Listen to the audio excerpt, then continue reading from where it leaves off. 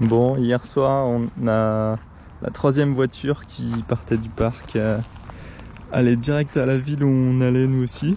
Deux jeunes qui rentraient chez eux. Donc nickel.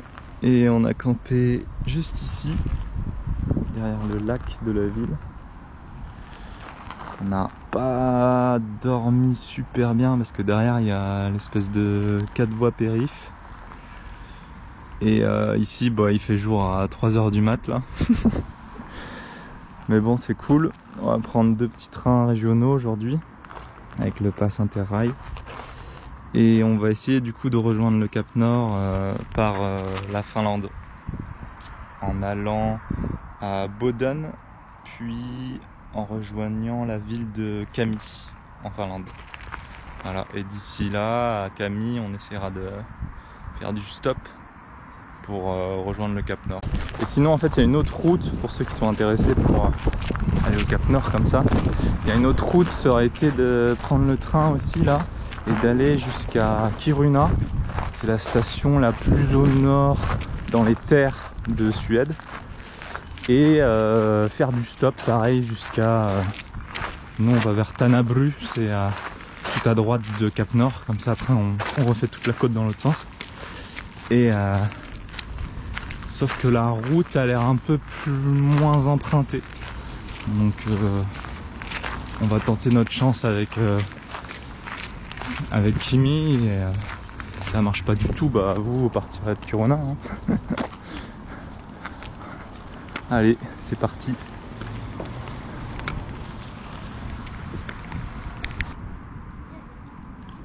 Petit plan à 360 degrés. Sur la ville de Ørnsköldsvik et son aire de camping-car au bord de l'eau. Et du coup avec Justine on a remarqué que la ville était très moderne. C'est genre une petite ville portuaire et industrielle. Et on voit que genre à partir après les 2 tours là-bas, c'est que du port industriel. Elle a aussi une magnifique tour multicolore là-bas. Et le centre est assez moderne, du coup ouais, la ville doit servir comme point de commerce et d'industrie quoi, au milieu de la Norvège, entre Stockholm et le nord de la Suède.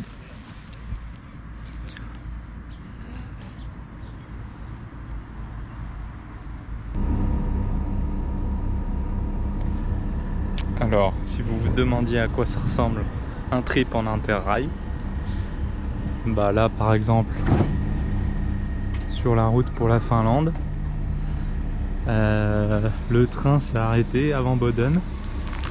Et le train que vous voyez là-bas, là qui arrive, le vert, c'est un train de marchandises qui était bloqué sur la même ligne que nous, donc en face, on allait rentrer dedans, et qui n'avait pas de locomotive pour transporter le wagon de marchandises. Donc là ça fait 1 heure qu'on est bloqué à la petite gare de Bastusrak et on va louper toutes les correspondances après. On avait plein de correspondances après Boden pour aller jusqu'à Kemi, après encore plus dans le nord de la Finlande. Et j'ai demandé à la contrôleuse comment ça se passait quoi.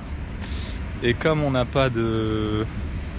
on a un pass Interrail et pas un ticket de train en soi de réservation classique, bah ils nous ont dit de nous débrouiller par nous-mêmes quoi.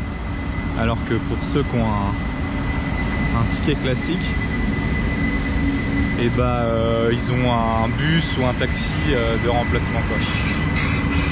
Donc voilà, on va continuer la suite en stop. Voilà, c'était la petite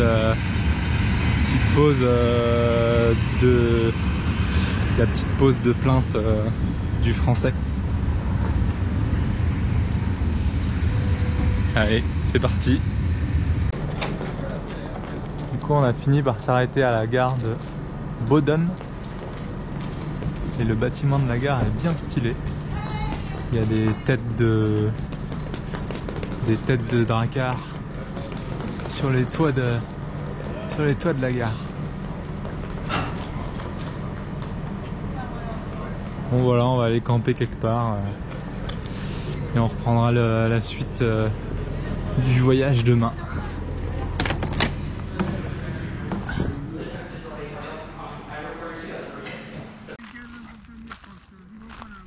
Petite fin de journée avec les pêcheurs. Vous n'avez pas creusé quoi? Bah qu'ils aient pas fait un petit pont pour qu'on puisse sauter quoi. Ah ouais, ce serait pas mal ça, un petit pont pour qu'on puisse sauter là. Magical Bridge. Et on va camper là, à peu près à 10 minutes de la gare.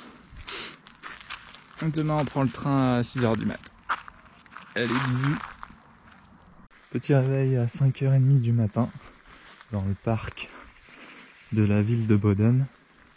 En Suède, il y a ce qu'on appelle le droit à la nature, comme en Norvège d'ailleurs, qui fait que du coup on peut camper un peu aux abords de la ville directement et partout dans la nature quoi. Ça c'est trop cool.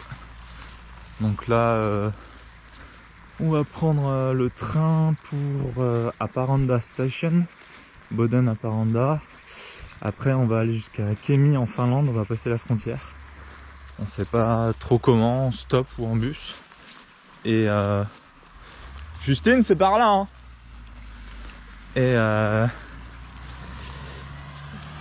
Et après on va de Kemi à la station la plus au nord en Finlande. Je me souviens plus de son nom.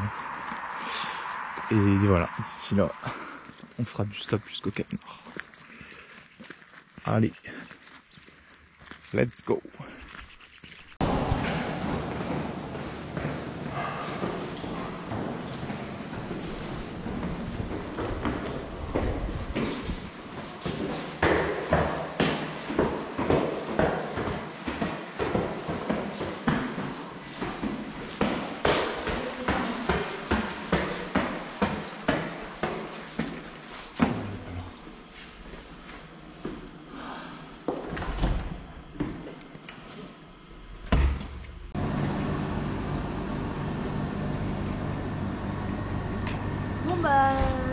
Bon bah on est arrivé à la gare de Haparanda. C'est parti hein. On va à Kemi en Finlande. La gare de Haparanda avec la mamie suédoise qu'on a rencontrée et un américain golfeur fou qui est là-bas au fond du couloir. Allez, c'est parti. Je vous montre aussi l'intérieur avec ses jolis carreaux.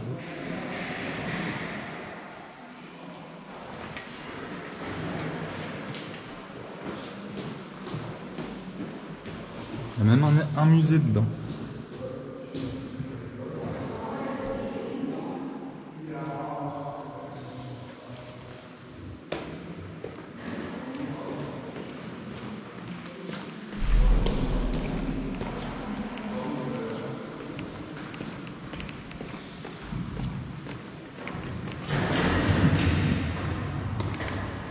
C'est canon hein. Le petit café. Cosy cosy. Allez vamos.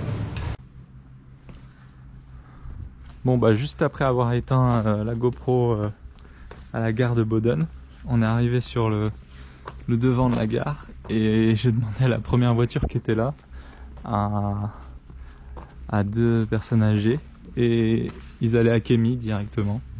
Donc ils nous ont emmenés à Kemi et on a vraiment de la chance parce que en plus avec le décalage horaire on aurait peut-être loupé le train si on avait galéré. Voilà, trop cool. Donc là c'est la gare de Kemi.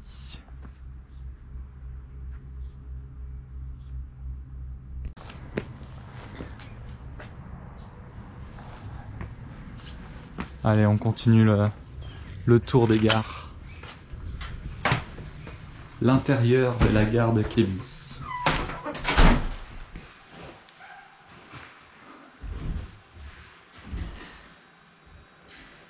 Et son magnifique rose saumon.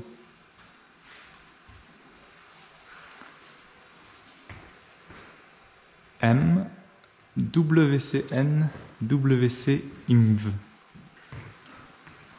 Info et Matkatavarasailtis. Waouh! Ils ont de ces mots, c'est chaud.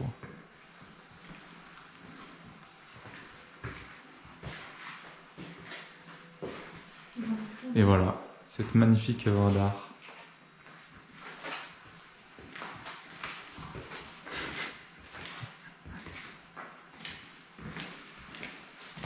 La gare de Kémi et son rose saumon, magnifique. Et on reprend le stop.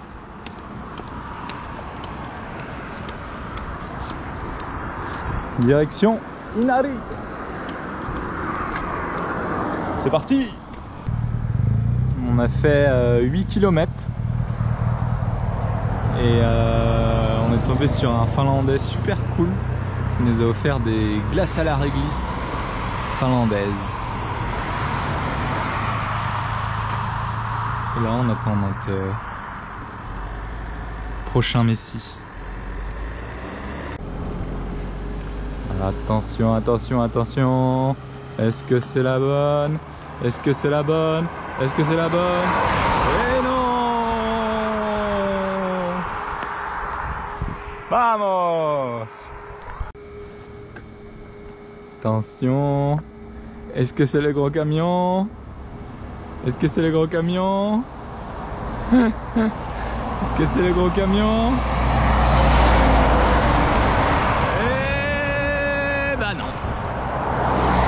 Trouver notre sauveur, il va jusqu'à Cap Nord et il a un bus 9 places, voilà, tranquille. Alors on a été pris en stop par un marin pêcheur du Cap Nord, il s'appelle Bjorn Bear. Ça veut dire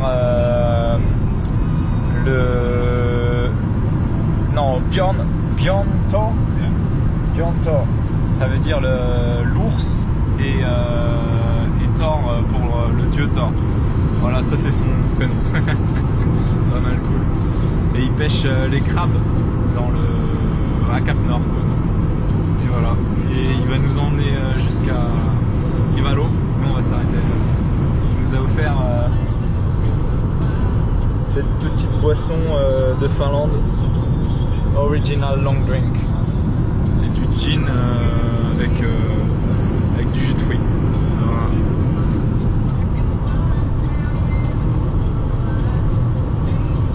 Trop cool.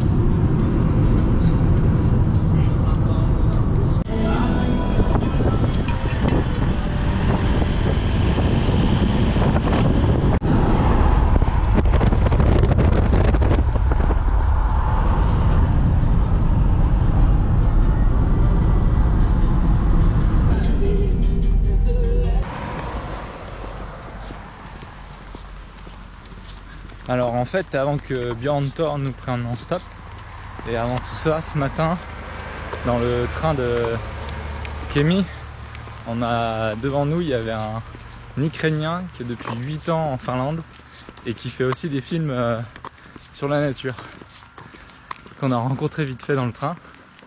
Et du coup, il nous a invités à aller chez lui, à côté de Ivalo. Donc on est descendu à Ivalo et là on va le voir. On ne sait même pas comment il s'appelle. Et on va lui faire des crêpes. Hi Victor. Hey. Et voilà, on va rester un peu de temps ici Do you like Lapland? à Ivalo. Ivalo is Do you like Lapland? Ivalo is really boring city. Nothing to do here, but really nice nature around. And really cool Ukrainian with us. Yeah, we met in the train, Yeah. like accidentally. Ouais, juste en 2 minutes on s'est rencontrés, lui il a pris le bus, nous on a fait du stop et on s'est donné rendez-vous ici. Actually, I was speaking with some Finnish guy and he told me, "Oh, I heard that you're a drone pilot and filmmaker." Yeah, me too. Okay. And then I told you, "Okay, come to my place." Yes. Yeah, that's good. Bon, on espère qu'il va aimer les crêpes. Ah, Victor voulait vous dire autre chose avant de manger les crêpes. Yeah. That's actually I'm from Ukraine and everybody in Finland trying to help me. So of course I want to help somebody also. So that's and I like to help travelers because I was young. And everybody was helping me also. So super sympa. That's why Du coup, il a dit qu'il est ukrainien et que en Finlande il y a beaucoup de gens qui l'aident et du coup bah il veut retourner la faveur en aidant les voyageurs aussi et parce qu'il adore le voyage aussi. Voilà. And I know this feeling.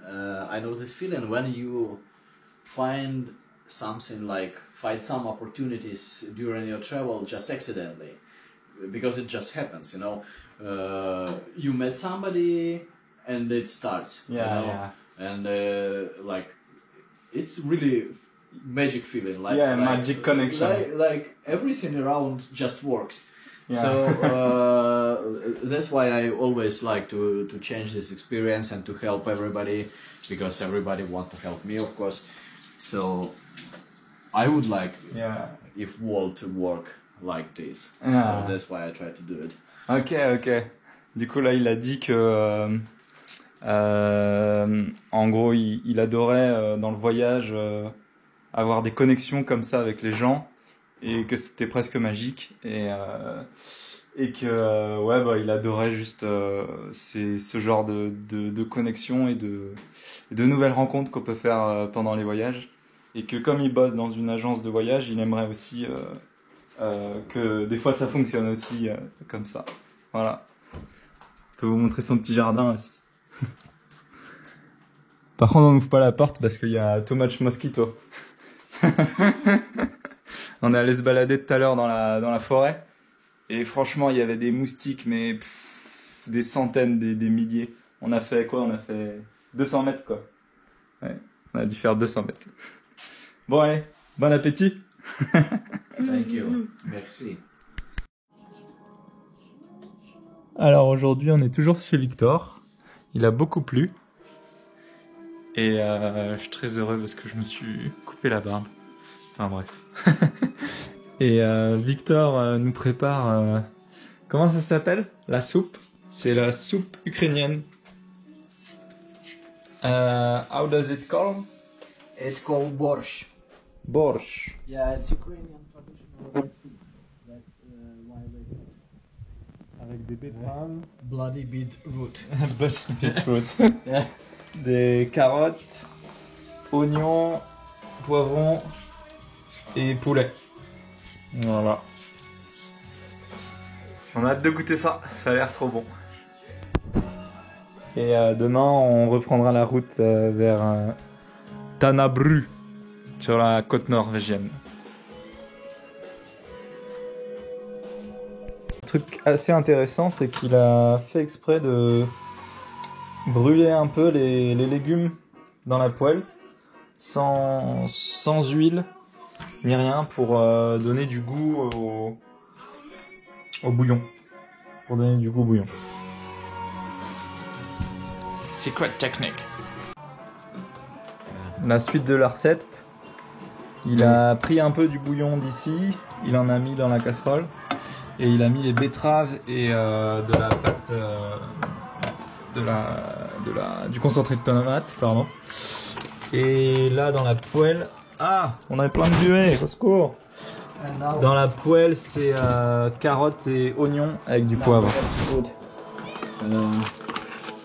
One spoon of sugar. Ok, il met une cuillère à soupe de sucre dans les betteraves avec le concentré de tomate. Et du coup là-dedans il y a le poivron cramé avec les 2 oignons un peu cramés, le poulet et l'eau.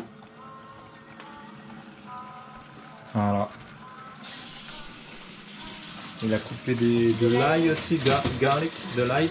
Yeah. Where do you will put it? I will put it almost in the end.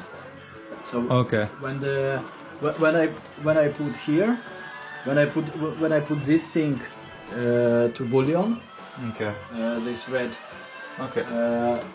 I think I will put the garlic like maybe 5 minutes before, and then I will put it and stop the boiling, and it means that we have to wait another 10-15 minutes without any boiling, Ok. and it's ready. Ok. Donc il va mettre l'ail dedans et il va attendre 5 minutes et ensuite il va couper les feux et ensuite il va laisser mijoter 10-15 minutes et le tout sera bon. Derrière, Miam miam. Oh et derrière il a fait des patates aussi. tu vas mettre dedans et Patates, choux et des oignons nouveaux quoi. et Ouais. Ouais. Et du l'estragon, je crois, c'est ça, je crois, c'est de l'estragon. Moi, je me gourre peut-être. Et on va mettre tout ça dedans. And this Ukrainian traditional, we call it ukrop. Ukrop. Yeah, and well, it's a slang name of Ukrainian also. I mean, for example, Russians call Ukrainian people when they don't like us. For example, during this war, Ok. they say, it's fucking ukrops. Ukrops, ok. Yeah, but ukrop is this, Okay. this one. But they say about Ukrainians. Ok. Donc les Russes, Ukrops. quand ils aiment pas les Ukrainiens, ils traitent les Ukrainiens de cette plante-là, ukrops. Ok. And they say it, and our that people like mostly football hooligans that you mostly told that it's Nazi battalions or something like this. So usually these people have a really good sense of humor, and they made a battalion called Ukrop actually with a punch and everything. Ah, ok, énorme. And punch with this Ok. with this grass. Ah, ouais. Et du coup là il disait que les bataillons un peu les costauds qui sont un peu les hooligans du foot en Ukraine mais qui aussi défendent le pays pour un peu troller les Russes, ils ont fait un bataillon du nom de la plante Ukrop avec le blason et tout sur la veste. Bon, en tout cas on a très hâte de manger. And actually, I put another secret ingredient there, the basilic.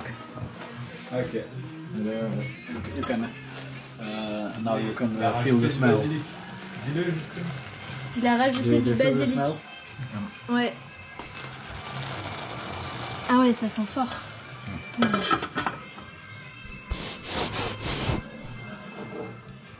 It's not typical for this soup, the basilic, but I like to use some grasses.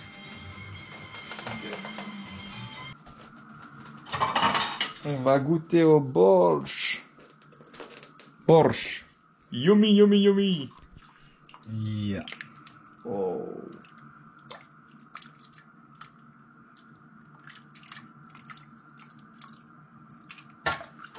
Moment, I want to find something with the meat. Waouh, waouh, waouh.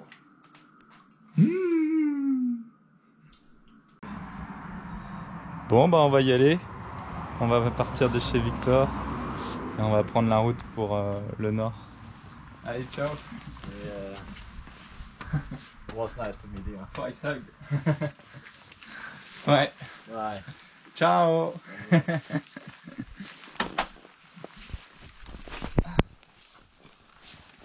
Du coup, on va à Tonabru.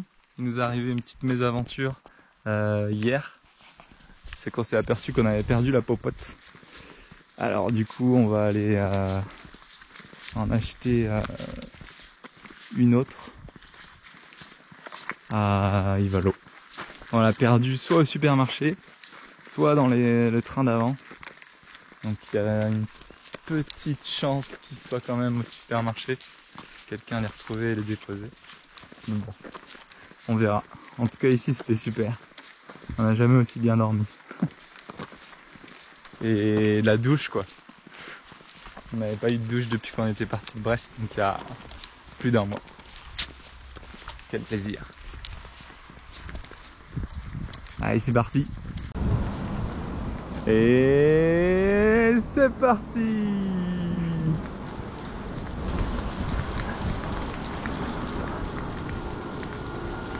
Voilà, c'est les routes en Finlande.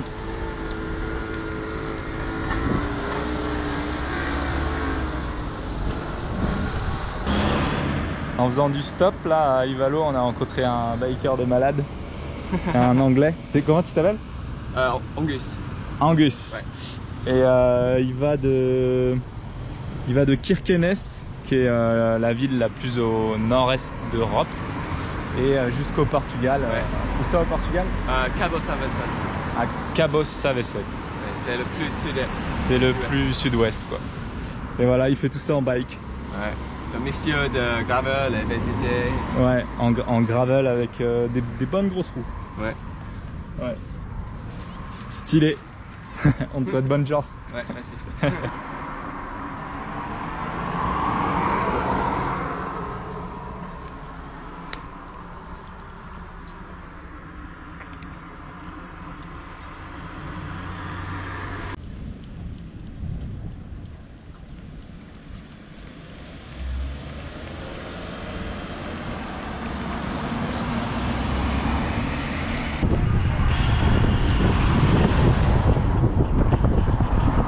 Bienvenue au Canada.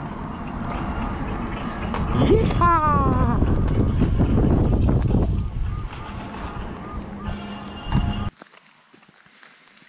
Bon, aujourd'hui l'autostop c'est pas une grande réussite. On a dû faire 80 km en, je sais pas moi, en 4 ou 5 heures. On a dû attendre 3 heures en tout, je pense. Et les Finlandais nous disent que avant l'autostop, il y avait pas mal d'autostoppeurs, mais que ces dernières années, il y en a vraiment plus beaucoup. Et voilà, c'était drôle, on vient de croiser une nana qui était trop contente de nous prendre en autostop, du coup, comme si on était une espèce en voie d'extinction. Et on a dû faire 4 km avec elle.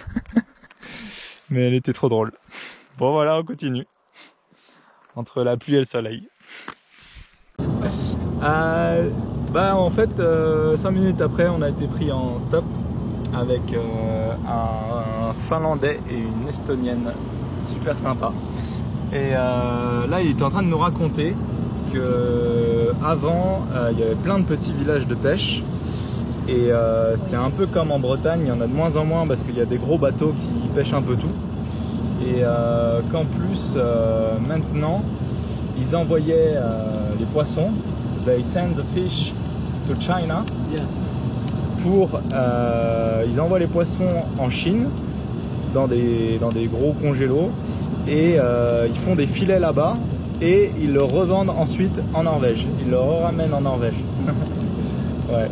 Et je voulais en parler parce que en Bretagne il y a un peu de ça aussi au niveau de la pêche où des gros bateaux ont pris un peu possession de toutes les ressources de poissons et qu'on avait de moins en moins de pêcheurs. Voilà. I can tell another story which is quite interesting. I said it because it's kind of the same problem in Brest also. Yeah, probably, yes. Another story is that, in my when I was a kid, I'm not Finnish, I'm not Norwegian. Okay. Okay. So when I was a kid, I was living in a fishing village, not far from Hamningberg, where you are going. Okay. Hopefully. Okay. You can actually go down to the harbor, to the quay, and you could buy. Wow. You could buy fish directly from the boat. Okay. I remember when I was 10 years old, I had 4 Norwegian kroner, which is equivalent to 40 euro cents. Okay. And I bought, a father of a friend of mine. He was a shrimp trawler. He had a shrimp trawler. You know shrimps? Okay, yeah. It was not a big boat. It was a really small one. But he came back from the sea, and he had a lot of shrimp. And he had cooked it on the deck, because the shrimps, they're grey when you take them up, and they turn red when you cook them. Yeah. Nice and red. Yes. So he had already cooked them, and they were really freshly cooked. Okay. And I asked him, can I buy some? Yes, how much do you have, he said. And I said, oh, I have 4 kroner. Il avait 40 centimes du coup pour acheter des crevettes. So, okay, he said. And he took a plastic bag, this normal, in a shopping plastic bag. Yeah. And I got half of this plastic bag. Oh yeah. Maybe it was like 6 kilos or something. For 40 euro cents. Ah ouais. Il avait 6 kilos de crevettes pour 40 centimes. When? 1974. En 1974. Yeah. Okay. And, You wouldn't do that. no, I took it home. I wanted to make my mother happy, but she doesn't like shrimps. I didn't know. Il a fait tout ça pour rendre sa mère heureuse, mais en fait elle aimait pas les crevettes. Okay. Are there, but you know that they are there, Okay. and then you just say that, is it okay that I pick berries here, or is it okay that I put my tent up here and sleep here? Okay. And probably you don't get an answer. Maybe you get an answer. I don't know. Okay. But anyway, you have asked, and if you don't get a no, then it's okay. Okay. So this is the way. And what could be a no, like heavy rain on your face, or? No, it's just a polite way. It's just a polite way, just to pay respect to the natural gods and Ok. Il venait juste de dire que. So big here, you have to notice it kind of. You have to respect. You have to respect nature, because nature will take care of you if you respect it. But if you don't respect it, then it's going to be dangerous for you. Oh. This is how you. I mean, in the, this is subpolar area. Yeah. So it's difficult to survive here if you don't respect nature. You can survive in a modern life where you can buy everything, you get electricity into your house and everything. But if you really want to survive hardship up here, or the traditional way without all this technological goods and everything and the supply that you have in the shops, then you have to live according to natural laws. And natural laws are defined by divine, spirituality. Il était en train de nous raconter que la voix des Samis, les Samis c'est un peu comme les Bretons, on va dire, du nord de la Scandinavie. C'est une culture un peu comme les Bretons en Bretagne. Et du coup, ils sont très connectés à la nature ici parce que la nature est immense. Et il disait que quand tu voulais prendre un truc ou faire quelque chose dans la nature, il le demandait toujours intérieurement. Est-ce que par exemple je peux prendre ces fraises? Et voilà, c'est the Sami way. D'abord demander et ensuite de prendre à la nature. Et aussi de temps en temps ils font des sacrifices, mais on sait pas de quoi, on n'a pas demandé. Bye bye.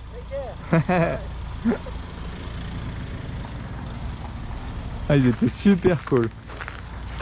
On a discuté de plein de trucs, de la culture des Samis, de comment va la pêche, comment va la Norvège, de la guerre en Ukraine, de tout, c'était génial. Bon voilà, on est arrivé là au petit campement, on s'est trouvé ça là, ils nous ont déposé là. Petite installation de la mairie. Et on va se faire des steaks hachés et des pâtes ce soir. Et voilà. Ça fait un mois que on n'en a pas mangé des steaks hachés. Ça va être bien. Ouais. Allez, salut.